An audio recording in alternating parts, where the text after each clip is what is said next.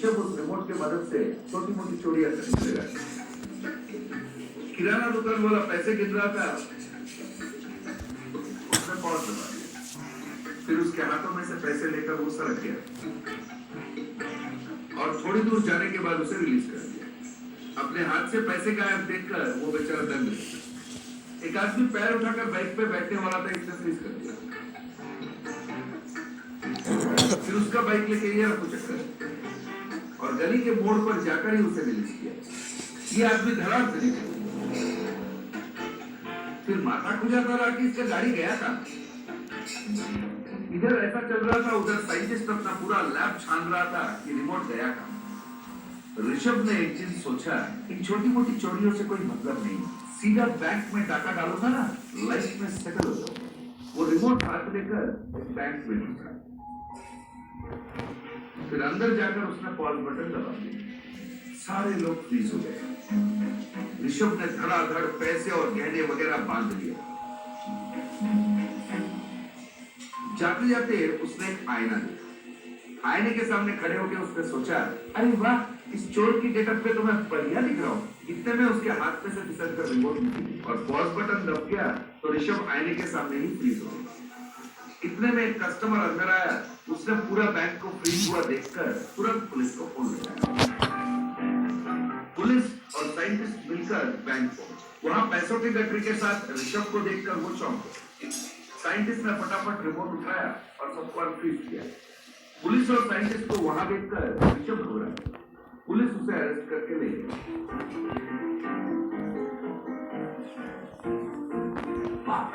Remote को मुझे तुरंत अमेरिका भेजना पड़ेगा। फुटबॉल। एक गांव में मिश्रा नाम का धनवान रहता था। गांव में उसका काफी जमीन जायदाद था। उसकी जमीन पर कुछ बच्चे फुटबॉल खेलते रहते। ये सब उसे पसंद नहीं था। एक दिन जब बच्चे खेल रहे थे तो मिश्रा वहां आया। बच्चे मिश्रा को देखकर डर गए। नीचे पड़े गेंद को उठाकर मिश्रा, तुम लोगों को कितने बार कहा है कि यहाँ ना खेला करो, कितने बॉल छीना, पर फिर भी शर्म नहीं आती। अंकल प्लीज अंकल, ये दे दीजिए। अब से हम आपके ग्राउंड में नहीं खेलेंगे। प्रॉमिस। सर ने कहा कि ये बॉल गायब हो तो और नहीं खरीद के देंगे। अब तक आप बहुत सारे गेम सीख चुके हैं अंकल, प्लीज ये बॉल दे दीजिए। कौन है तुम्हारा अंकल? कितने बार प्रॉमिस करोगे तुम लोग? जाओ यहाँ से, तुम्हें बॉल नहीं मिलेगा। आने के लाले पड़े हैं पर फुटबॉल खेलना है। जाओ यहाँ से, कहकर बॉल लेकर चला गया। उसके बाद वे बच्चे एक साधु के साथ मिश्रा के घर आए। मिश्रा जी बेचारे गरीब बच्चे हैं, हर बार गेंद खरीदना उनके लिए मुश्किल। कृपा करके उनके गेंद उन्हें लौटा दें। आगे से ये आपके जमीन पर नहीं आएंगे, ये मेरी जिम्मेदारी है। क्यों भाई स्वामी जी, तुम्हें और कोई काम नहीं है क्या? जंगल में बैठकर तपस्या करने के बजाय एक क्या पंचायत लेकर बैठ गए? क्यों बच्चों, तुम लोगों ने सोचा कि लेकर आओगे तो मैं डर कर तुम्हें बात लौटा दूंगा? जाओ जाओ, और तुम भी सुनो स्वामी जी, तुम जैसे मैंने बहुत देख रहे हैं, जाओ यहाँ से। आप बॉल नहीं देंगे, यही ना? अब से ये बॉल आपके साथ ही रहेगा। आपको मंजूर है? बॉल मेरे साथ नहीं तो क्या तुम्हारे साथ रहेगा? क्या स्वामी जी हो गई तुम? दिमाग खराब हो गया है क्या? जाओ जाओ। स्वामी जी ने बॉल पर हाथ हिलाकर कोई मंत्र पढ़ा। बाद में बच्चे और स्वामी जी वहां से चले गए। जाओ जाओ, बच्चों के सामने मंत्र कहने का नाटक करता है, तुम्हारे मंत्र मेरे सामने नहीं चलेगा। अगले दिन मिश्रा नींद से जागा तो बॉल उसके पास था। ये यहाँ कैसे आया? बाहर ही तो रखा था, कहकर उसे उठाकर देखा। वो गेंद फिर से उड़कर उसके पलंग पर आकर गिरा। इसे देखकर मिश्रा परेशान होकर, ये क्या, देखा तो फिर वापस आ गया, कहकर पलंग से उतर कर जाने लगा। बॉल भी उसके पीछे पीछे जाने लगा।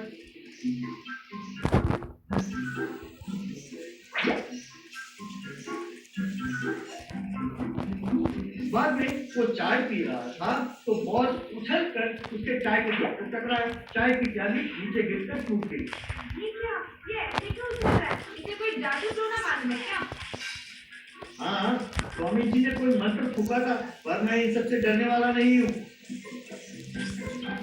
बाद में मिश्रा बाहर जाने के लिए कार में बैठा तो गेंद भी उछलकर कार में आकर बैठ गई। मिश्रा ड्राइविंग कर रहा था तो अचानक गेंद उछलकर स्टीयरिंग और हाथ के बीच में आकर बैठी। कार चलाने में दिक्कत होने पर, अरे ये क्या, गाड़ी मोड़ नहीं पा रहा हूँ। बाप रे करके चिल्लाते हुए गाड़ी चला रहा था। बाप रे कार सीधा जाकर एक दीवार से टकराई। उस दीवार का मालिक आकर, तो भाई मिश्रा दिखाई नहीं देता क्या? तुम्हें टक्कर मारने के लिए मेरे ही दीवार मिला था। चुपचाप 10,000 रुपए देकर जाओ। मिश्रा ने लाचार होकर उसे 10,000 रुपए दिए। मिश्रा गांव में पैदल जाने लगा तो बॉल भी उसके पीछे पीछे जाने लगा। वो रुकता तो बॉल भी रुक जाती। ये देखकर लोग कह लगाते। मिश्रा तेजी से दौड़ता तो बॉल भी तेजी से जाती थी। एक जगह 4 युवक बात कर रहे थे। मिश्रा वहां आया, तभी बॉल उनमें से एक युवक की खूब पिटाई करके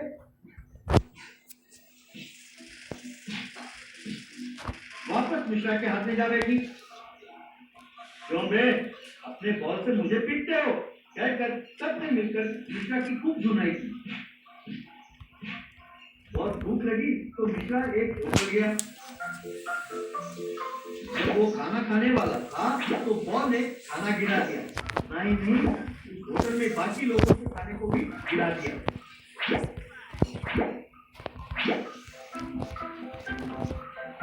फिर उछलकर मिश्रा के हाथ में जा बैठा। क्यों, तुम अपने गेंद से हमारा खाना खराब करते हो? कहा तो बाकी सबने मिलकर मिश्रा को धो डाला। उसके बाद मिश्रा ने गेंद को पकड़कर, बाप रे ये तो बहुत भयानक है, इसे कहीं पर फेंक कर आना होगा, कहकर निकल पड़ा।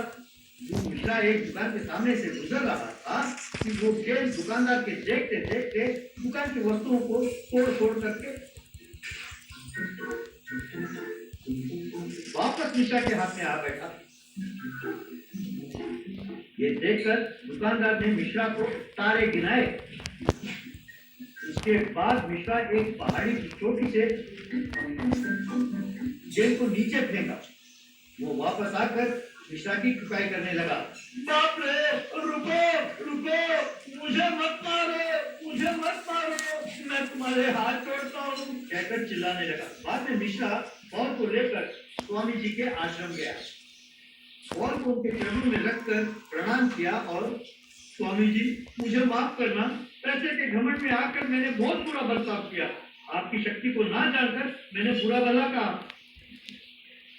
मिश्रा, मुझे खुशी है कि तुम्हें ये परिवर्तन आया है। गरीब बच्चों की अवहेलना कभी ना करना। वे उस खाली जगह पर खेलेंगे तो तुम्हारा क्या जाता है? तुम्हारे जमीन को नहीं छीन रहे ना। इस तरह की खुदगर्जी ही मनुष्य को नाश की ओर ले जा रही है। उस जिंदगी का क्या लाभ जो 4 लोगों से मिलजुल कर खुशी बांटकर ना जिया जाए? व्यर्थ है ना।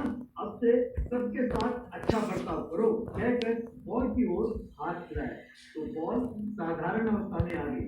वहां के बच्चे उस गेंद को लेकर खुशी खुशी चले गए। मैजिकल नागिन। एक गांव में शारदा नाम की एक स्त्री रहती थी। उसका इकलौता बेटा था राकेश। शारदा और राकेश अपने 1 एकड़ जमीन में मेहनत करके गुजारा करते थे। एक दिन शारदा राकेश, बेटा तुम और कितने दिन अकेले रहोगे? मैंने कई बार कहा है कि तुम शादी कर लो, पर तुम मानते ही नहीं। अभी तुम बच्चे नहीं रहे हो बेटा, और कुछ दिन बीत गए तो तुम्हें कोई लड़की नहीं देगा। तुम्हारे पिताजी के दोस्त रतन सिंह शहर में रहते हैं ना, तुम्हारे पिताजी की मदद से उन्होंने बहुत पैसे कमाए हैं। उन्होंने कई बार कहा है कि वो अपनी बेटी रेखा की शादी तुमसे करना चाहते हैं, पर तुम हो कि मानते ही नहीं। मेरे समझ में नहीं आता है कि क्या वजह है। तुम आज शहर जा रहे हो ना, तो वहाँ रतन सिंह के घर जाओ और उनकी लड़की को देख कर आओ। अगर तुम्हें लड़की पसंद हो तो शादी का मुहूर्त निकलवाते हैं। मेरी शादी की इतनी जल्दी नहीं है माँ। मैंने तुमसे कितने बार कहा है कि मुझसे शादी की बात ना किया करो। मैंने जो अपने जमीन पर कर्ज उठाया है वो जब तक ना चुकाऊं मैं शादी नहीं करने वाला। अरे तो मेरी बात कब सुनते हो बेटा? ठीक है, मैंने रास्ते में कुछ खाने के लिए रोटियां बनाई हैं। बोतल में मैंने दूध भी रखा है। तुम जल्दी काम निपटा कर आ जाओ। राकेश शहर जाते हुए रास्ते में एक पेड़ के नीचे खाने के लिए रुका। बोतल से थोड़ा दूध पिया और माँ से कितने बार कहा है कि दूध में चीनी ना डाला करे, पर मानती नहीं। कहकर बोतल में बचे दूध को पान वाले बिल में डाल दिया। बाद में रोटी खाकर वो शहर की ओर चल पड़ा। 4 दिन बाद शहर में काम निपटा कर राकेश अपने घर लौटा। घर में एक औरत को साड़ी पहन के खूब सज-धज कर सब्जी काटते हुए देखा। राकेश को देखकर आ गए आप ही की राह देख रही थी, इतनी देर क्यों लगा दिया आपने? राकेश हैरान होकर अपनी माँ से, माँ ये लड़की है कौन, ये हमारे घर में क्यों है? क्यों बेटे मजा करते हो? तुम पति पत्नी मिलकर मेरे साथ नाटक कर रहे हो? क्या तुम सुजाता को नहीं पहचानते? अरे लड़की देखने के लिए कहा तो सीधा शादी करके आ गए। तो माँ से मिलने की हिम्मत नहीं हुई तो पहले इसे भेज दिया माँ को बताने के लिए, और अब कहते हो कि वो कौन है मैं जानता नहीं है। चलो जो हुआ तो हुआ, मुझे कोई एतराज नहीं है बेटा। तुम दोनों तोता मैना की तरह मिलजुल कर रहो, बस यही चाहिए मुझे। राकेश को समझ में कुछ नहीं आया और वो अपने बाल नोचने लगा। बाद में शारदा को अलग ले जाकर, हाँ मैं कसम से कहता हूँ मैं नहीं जानता कि लड़की कौन है। कोई बात नहीं बेटे, लगता है कोई रईस घर से है, कोई मुसीबत में फंस गई होगी। रहने दो हम तो उसके बाद थोड़ा खाना देंगे ना। अगले दिन शारदा, बेटी श्रीलता आज क्या खाना बनाए? Egg curry, mutton biryani, chicken roast, favourite और मीठा चावल बना दो। काफी है, आज का दिन गुजार लेंगे। सब खाना शुद्ध घी में पकाया, काफी है। वो कोई भी तरीके की चीज नहीं खाता। सिलेंडर में केसर डाल दीजिए, 2-4 दाने बस, वरना मुझसे खाया नहीं जाता। शारदा राकेश के पास गई। सुना तुमने? जाकर उसने जो कुछ कहा है सब लेकर आओ। माँ ये जो एक वक्त का खाना खाती है उसे हम एक महीना गुजार सकते हैं। खाने के बारे में तो नहीं बोलते बेटा, जब तक बन पड़ेगा हम उसे खिलाएंगे, बात की बात बाद में देखेंगे बेटा। कुछ दिनों बाद शारदा श्रीलता, देखो बेटी, घर का हाल तो तुम देख ही रही हो। आज से जो कुछ हम खाएंगे वही तुम भी खाना दे दो, बुरा न मानना। वैसे भी हमने जमीन पर काफी कर्जा दिया हुआ है, अब कोई नया कर्जा तो देगा नहीं। ये बात कहने के लिए आपने इतना संकोच किया? कल से जो कुछ आप बनाएंगे मैं वही खाऊंगी, मैं तालाब पर जाकर पानी भी लाऊंगी। उस दिन से श्रीलता तालाब की ओर पानी भरने हर रोज जाने लगी। कुछ दिनों बाद सारे गांव वाले शारदा के घर आए। भाई देखो शारदा, तुम्हारे घर में तुम्हारी बहू नहीं कोई भूतनी रहती है।